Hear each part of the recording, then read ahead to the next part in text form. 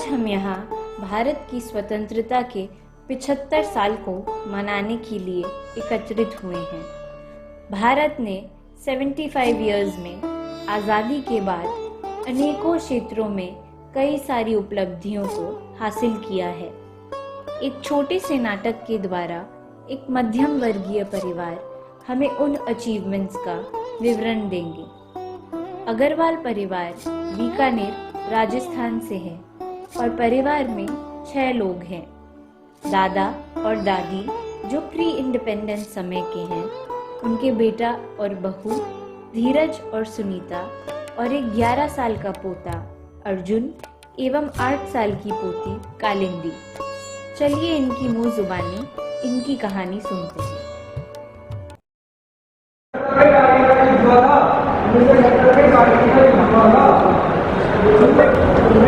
अर्जुन क्या गड़बड़ करते हुए घूम रहा है? इधर आ, मेरा चश्मा देखा है कहीं? दादू, आपके सिर पर भी तो है आपका चश्मा। दादू, मेरे कल हिस्ट्री का एग्जाम है और ये डेट मुझे याद ही नहीं हो रही। चल छोड़ डेट वेट, आजा मेरे साथ शतरंज के। दादू, जब तक तुझे शतरंज में फंसाऊंगा तो सारी तारीखें याद करा दूंगा। पक्का ना? हाँ ठीक। दादू, ये 1971 में जो कारगिल का युद्ध हुआ था वही याद कर रहा था।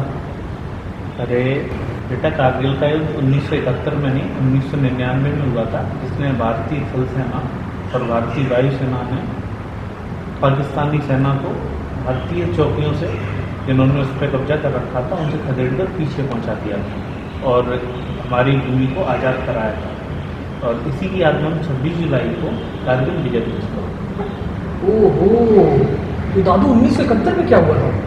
1971 में बेटा भारतीय सेना ने बांग्लादेश की मुक्ति वाहिनी के साथ मिलकर बांग्लादेश को पाकिस्तान से अलग करके एक नया राष्ट्र बनाया था। और यही नहीं, भारतीय सेना 1947 के बाद से आज तक दुनिया के सबसे ऊंचे युद्ध क्षेत्र सियाचिन पे लगातार चीन और पाकिस्तान से मुकाबला कर रही है। और हर बार युद्ध में भारतीय सेना ने अपने अदम्य साहस का परचम लहराया। वाह दादू, भारतीय सेना इतनी शक्तिशाली है? हाँ बेटा, भारतीय सेना बहुत शक्तिशाली है। भारतीय सेना दुनिया की दूसरे सबसे बड़ी थल सेना है। और इतना ही नहीं, भारतीय थल सेना, वायुसेना और नेवी ने तीनों ही सेना के तीनों ही अंगों ने पूरी दुनिया में अपना अपना परचम लहराया। और इसके लिए हमारे देश के बेटे और बेटियों का अपनी देश की मातृभूमि को रक्षा करने में बहुत बड़ा योगदान है। दादू, अब मैं भी इंडियन आर्मी ज्वाइन करूंगा और आप सबकी रक्षा करूंगा।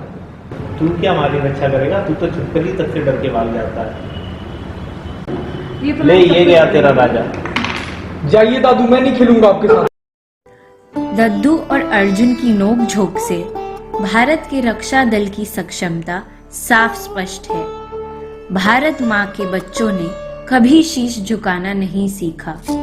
आज भी हम हर वीर और हर वीरांगना के बलिदान को नमन करते हैं।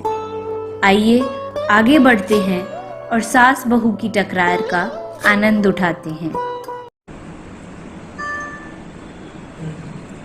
अरे बहू, कितना नमक डाला है सब्जी में? नमक खिला के मारेगी क्या? सॉरी माँ जी, लगता है आज खाने में गलती से मैंने 2 बार नमक डाल दिया। दर्द के चक्कर में तेरा खाने बनाने में ध्यान ही नहीं है। कितनी बार कहा अपनी गर्दन के दर्द के डॉक्टर को दिखाओ। ना अम्मा, वो ढेर सारी दवाइयाँ पकड़ा देंगे और साथ में प्राणायाम करने बोलेंगे, सो अलग। इतना टाइम किसके पास होता है? टाइम होता नहीं है छोरी, निकालना पड़ता है। सुबह उठ के योगा करेगी, प्राणायाम करेगी तो तेरा तन और मन दोनों सुखी रहेंगे। बहू, अगर अंग्रेजी दवाई से आराम नहीं मिल रहा है तो आयुर्वेदिक दवाई करा लो। आयुर्वेद हमारे देश के ही ऋषि मुनियों की देन है। इसका संपूर्ण शरीर पे असर होता है और इससे परमानेंट इलाज भी होता है और इसका कोई साइड इफेक्ट भी नहीं होता। बाबूजी, मेरी मौसी की लड़की है पिंकी, बता रही थी कि उसके हाथ पाँव में बहुत दर्द रहता था। उसने होम्योपैथी चिकित्सा करवाया। कहने लगी दर्द तो गया ही, साथ में शरीर में फुर्ती भी आ गई। ठीक है बहू, तो तुम होम्योपैथी से इलाज करा लो। आयुर्वेदा होम्योपैथी दोनों ही आयुष की ब्रांच है। और मैंने तो सुना है होम्योपैथी का एशिया का सबसे बड़ा संस्थान राष्ट्रीय होम्योपैथी संस्थान नाम से कोलकाता में स्थित है। चलो वहीं चलकर तुम्हारा इलाज करा देते हैं। और साथ में बहू तुम्हें योगा भी करना होगा। योगा और ध्यान का प्रचार तो वेदों के समय से चला आ रहा है। टीवी पे ना देखा किस तरह पतंजलि बाबा सुबह सुबह सबको योग सिखावा है। अरे उनका नाम पतंजलि बाबा नहीं रामदेव बाबा है, और इस उम्र पे तुम योग ना सिखाने लग जाना ज्यादा। अगर खुद कहीं गिर विर गई, हाथ पैर में चोट आ गई तो हड्डियां जुड़ेगी भी नहीं, फिर कौन तुम्हारा इलाज कराएगा। इनकी बात मत सुनो बहू, इनका तो काम ही है ज्ञान बांटना। मेरी सुनो, मेरी तरफ फिट हो जाओगी। जी अम्मा जी। ट्रेडिशनल इंडियन मेडिसिन का प्रचार भारत में वेदों के समय से चला आ रहा है। आज 21वीं सदी में वक्त है मॉडर्न मेडिसिन और आयुष सिस्टम्स के एक साथ आगे बढ़ने का। इसी उम्मीद से आगे बढ़ते हैं और देखते हैं सबसे नटखट किरदार की पहली झलक। तो बेटा उठ जा, स्कूल का वक्त हो गया। माँ नहीं जाना, आज स्कूल नहीं जाना। बस तेरा रोज का यही है। देख भैया तैयार भी हो गया, फटाफट 2 मिनट में तैयार हो जा वरना तेरी खैर नहीं है। अरे इतना क्यों डांट रही लाडो को? मेरी बिटिया अभी उठ के तैयार हो जाएगी। अम्मा स्कूल जाना जरूरी है क्या? बोलो ना माँ को। हाँ बेटा, स्कूल जाना जरूरी है। हमारे जमाने में तो औरतों को स्कूल में पढ़ने भी नहीं दिया जाता था। है अम्मा आप कभी स्कूल नहीं गए? ना छोड़ो, उन दिनों तो स्कूल सिर्फ छोरों के लिए हुआ करते थे। मैं तो अनपढ़ ही रह गई, तेरी माँ तो फिर भी 12वीं पढ़ी। मेहनत कर रही है सरकार, मुफ्त में खाना खिला रही है ताकि तुम लड़कियां बड़े होके काबिल बने। अरे सुनीता, इसे मिड डे मील कहते हैं, और आजकल तो नेशनल एजुकेशन पॉलिसी भी लागू होगी। तुम लोग भविष्य में ज्ञान के सागर ही नहीं प्रतिभाशाली भी बनोगे। देखो अखबार में फोटो भी आई है कि सरकार ने थार के रेगिस्तान में भी बालिकाओं के लिए स्कूल शुरू किया है, जिसका नाम भी हमारी राजकुमारी रत्नावती गर्ल्स स्कूल के नाम से रखा है। सरकार कितना प्रयास कर रही है लड़कियों को आगे बढ़ाने के लिए। दादी स्कूल ना स्कूल हो गए। माँ मैं रोज स्कूल जाऊंगी और बड़े होके बहुत नाम कमाऊंगी। थोड़ी तारे तो नाम में ही सूरज है। तू गाँव का नहीं, बाहर जाके पूरे देश का नाम रोशन करेंगे। शिक्षा यानी एजुकेशन एक सफल और सक्षम जीवन की नींव है। बेटियां आगे चलकर पूरे परिवार की बागडोर संभालती हैं, तो उनका पालन पोषण, उनकी शिक्षा बेहद जरूरी है। एक वक्त था जब लड़कियों को पढ़ने की आज़ादी नहीं थी, और आज ऐसा समय है कि लड़कियों ने लड़कों को पीछे छोड़ दिया है। आगे बढ़ते हैं और अगले दृश्य में देखते हैं कैसे अग्रवाल परिवार गर्मियों की छुट्टियों का लुत्फ उठा रहा है।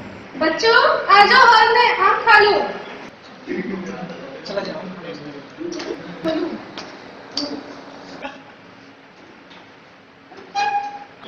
बड़े दिन हो गए माँ, लाओ आपके पाँव धो देता हूँ। अरे लो बिजली चले। कोई नहीं अम्मा, थोड़ी देर में आ जाएगी। तो बच्चों इस बार तुम्हें गर्मी की छुट्टी में कहाँ जाना है? Hill station. नहीं, ताजमहल देखना है मुझे। 7 वंडर्स ऑफ वर्ल्ड में एक है वो। कुछ पता है तुमको?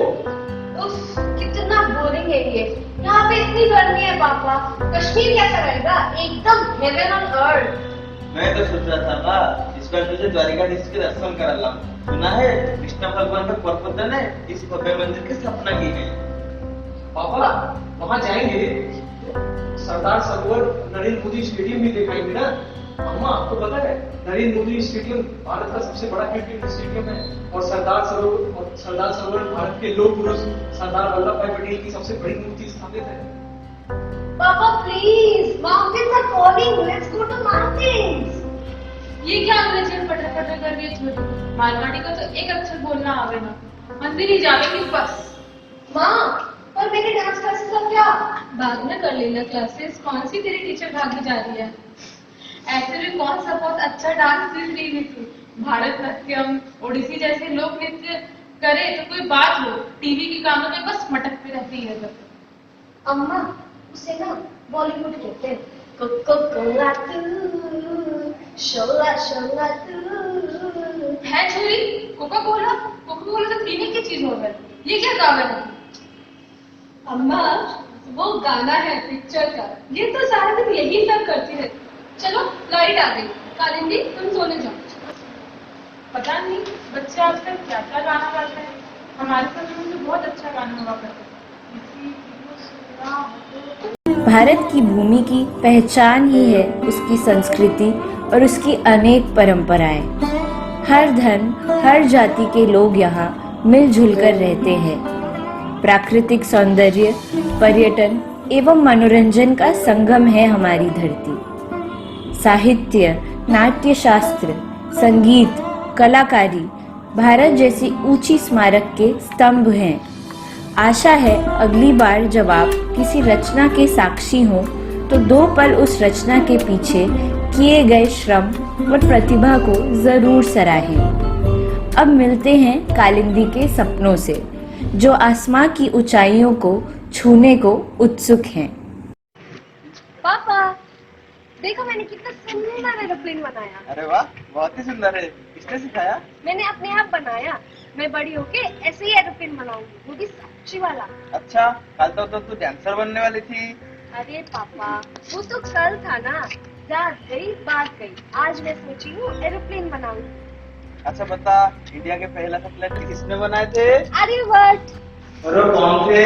वो साइंटिस्ट थे। अच्छा हाँ, आर्यभट्ट इंडिया के पहले मैथमेटिशियन थे और उन्होंने ही 0 नंबर को प्रचलित किए थे। वाह, मतलब वो भी मेरी तरह इंटेलिजेंट होंगे ना? कौन तेरे ऐसा इंटेलिजेंट होगा छोकरी? अरे बाबूजी, आप इसको छोड़िए ना, तो ऐसे ही मस्ती कर लीजिए। आप बताइए, आपके मित्रों भगवान किससे हैं आप? क्या बताऊं बेटा, उनका तो छोटी उम्र में क्या पोलियो से ग्रस्त हो गए, पूरा जीवन उनका लाचारी और हाँ बाबूजी, उस जमाने में तो पोलियो काफी फैला हुआ था। अब ये पोलियो क्या है? वही जो टीवी में ऐड दिखाता है, 2 बूंद जिंदगी की। हाँ बेटा, सब में पल्स पोलियो प्रोग्राम भारत में 1988 में शुरू हुआ था और बड़े संघर्ष के बाद 2014 में भारत को विश्व स्वास्थ्य संगठन ने पोलियो मुक्त हो चुकी है। वाओ, मैं भी ऐसा प्रोग्राम स्टार्ट करूंगी और मुझे भी प्राइजेस मिलेंगी। अब अच्छा, अब साइंटिस्ट बनने का भूत उतर गया? ये तो हमारी छोटी है, 365 ग्रहों में 440 का तो कम यूज होता है। ज्ञान और विज्ञान के क्षेत्र में हमेशा भारत आगे रहा है। 0 की खोज से लेके चंद्रयान की यात्रा तक हमने लंबा सफर तय किया है। आज भी भारत माँ के वैज्ञानिक टीबी इरेडिकेशन प्रोग्राम में लगे हुए हैं और कोविड-19 जैसी चुनौतियों का भी डट कर सामना कर रहे हैं। आइए भाई बहन की नोक-झोंक से एक नई बात सीखते हैं।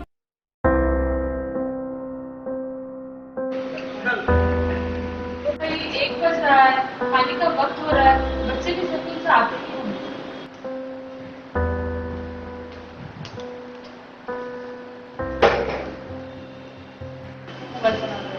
क्या हुआ है छोरी, तेरा मुंह क्यों उतरा हुआ है? अब क्या किया तुमने? मैंने कुछ नहीं किया, भैया खाली मेरे को डांटता रहता है। अच्छा दादू, काम ऐसा करेंगे तो दादी मिलेगा ना। इसके क्लास में सब एक लड़के कमलेश को ये कह के परेशान कर रहे थे कि देखो किसान में लगता है। अरे कितनी गलत बात है, छोरी कितने लोग ना होने। और अम्मा, वो बेचारा लड़का रो रहा था तो इसने जाके उससे बोला, रो मत, मर्द को दर्द नहीं होता। हे भगवान, खाली पिक्चर देखा था बस तुम। पर ऐसा हम अवसर नहीं देंगे। बात सुन, जो किसान होते हैं कितना वो कितनी मेहनत करते हैं। हमें पता है कि हमारा देश दुनिया में आबादी के मामले में दूसरे नंबर पर है और इतनी बड़ी आबादी का पेट भरने के लिए हमारे किसान दिनों रात मेहनत करते हैं। इससे कि वो सिर्फ देश का ही पेट नहीं भरते बल्कि बहुत अधिक मात्रा में फसल उगाकर दूसरे देशों को भी बेचते हैं, उनका भी पेट भरते हैं। सच्ची में दादू? और साल भर हमारे देश के किसान मेहनत करते हैं, फसल उगाते हैं, फिर जाके इस फसल को बाजार में बेचते हैं।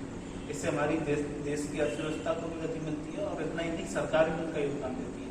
इसीलिए भारत में 1960 में हरित क्रांति आई, जिसकी वजह से उन्नत फसलों की, उन्नत किस्मों की हमने फसलें उगाई। इस वजह से देश में बहुत ही ज्यादा कमी। और दादू, ग्रीन रिवॉल्यूशन में भारत की गरीब और भूखी जनता का पेट भरने के लिए विभिन्न प्रकार की फसलों जैसे गेहूं, चावलों का उत्पादन किया जा रहा है ताकि इन फसलों को अधिक से अधिक उत्पादित किया जा सके।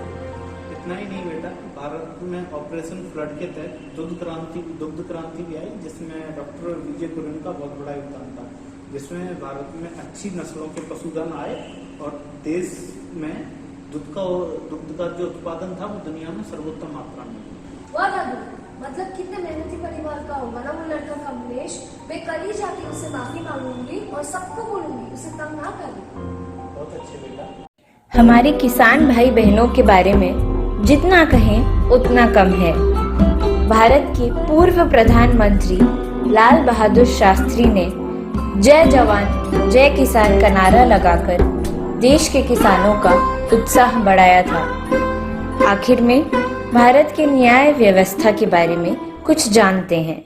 माँ सुनो ना, मुझे आज भारत के संविधान पे निबंध लिखना है, कुछ पॉइंट बताओ ना। ये तो बड़ा आसान है बेटा। भारत का संविधान 1949 में लिखा गया था, जिसे डॉक्टर B.आर. अम्बेडकर ने लिखा था। हम हर वर्ष 26 नवंबर को संविधान दिवस मनाते हैं। इसी संविधान की वजह से आज इतना बड़ा लोकतंत्र दुनिया में कायम है। और पॉइंट्स बताओ ना माँ। इसी संविधान की मदद से भारत में आज लोकतंत्र कायम है। वाह, लोकतंत्र माने? लोकतंत्र इसे अंग्रेजी में डेमोक्रेसी कहते हैं। हमें अपने नेताओं को चुनने का हक है और साथ में अपने प्रतिनिधियों को चुनने का भी अधिकार है। और पॉइंट्स बताओ ना माँ। और हमारे मौलिक कर्तव्य और मौलिक अधिकार के बारे में लिखते, हमारे न्याय और कानून की व्यवस्था किस तरह ये लोकतंत्र की बागडोर संभाले हुए है उसका उदाहरण दे दें। ओके, थैंक यू माँ। ध्यान रहे, ये संविधान हमें बहुत कुछ सिखाता है। ये आज़ादी हमें बड़ी कठिनाइयों के साथ मिली है। इसकी इज्जत करना हम देशवासियों के हाथ में है। तुम लोग भी बड़े होकर समझदार और सजग रहना, ताकि इस अपने देश का नाम रोशन करें। और इतनी बड़ी मैं कब होंगी? जब तू 18 वर्ष की हो जाएगी ना छोरी। माँ एक बात बताइए, क्या मैं भी प्राइम मिनिस्टर बन सकती हूँ क्या? हाँ बेटा, मेहनत करोगी तो जरूर बन सकोगी। फिर मैं भी मोदी जी की तरह विदेश यात्रा में जा सकूंगी और पूरे विश्व में भारत का नाम रोशन करूंगी। माँ इसका कुछ नहीं हो सकता। अरे ना अर्जुन, हमारी लाडू तो बहुत तेज है। देखना मीराबाई चानू की तरह ये भी भारत का नाम रोशन करेगी। तो बच्चों बताओ, आज तुमने क्या सीखा? अम्मा, आज मैंने सीखा कि हमारा संविधान एक पुस्तक की किताब ही नहीं बल्कि भारत के हर नागरिक के जीवन का आधार है। और माँ, आज मैंने अपने भारत देश के बारे में बहुत कुछ सीखा और मुझे अपने भारत देश पे आज बहुत गर्व हो रहा है। और मैंने ये सीखा कि छोटे से छोटा काम भी मेहनत से किया जाता है। किसान, मजदूर, डॉक्टर, साइंटिस्ट सब एक समान है। हाँ बेटा, इसी तरह सारे प्रोफेशन भी एक समान है। लड़का और लड़की में भी कोई फर्क नहीं। बिल्कुल बच्चों, हमें मेडिसिन, साइंस, एग्रीकल्चर और भारत के अमूल्य संस्कृति पर गर्व होना चाहिए। हमारे आजाद हैं अपने स्वतंत्रता सेनानियों के संघर्ष की वजह से। हमें अपनी मातृभूमि की उपलब्धियों की हमेशा सराहना करनी चाहिए और भारत की उपलब्धियों में अपना योगदान देना चाहिए। तो बच्चों चलो साथ में बोलो मेरे, भारत माता की जय। भारत माता की जय। Vande Mataram. Vande Mataram. We hope we get many more opportunities to celebrate the achievements of our country. एक कोट के साथ एंड करेंगे। As Swami Vivekananda says, every nation has a message to deliver, a mission to fulfill, a destiny to reach. The mission of India has been to guide humanity. Thank you. Jai Hind.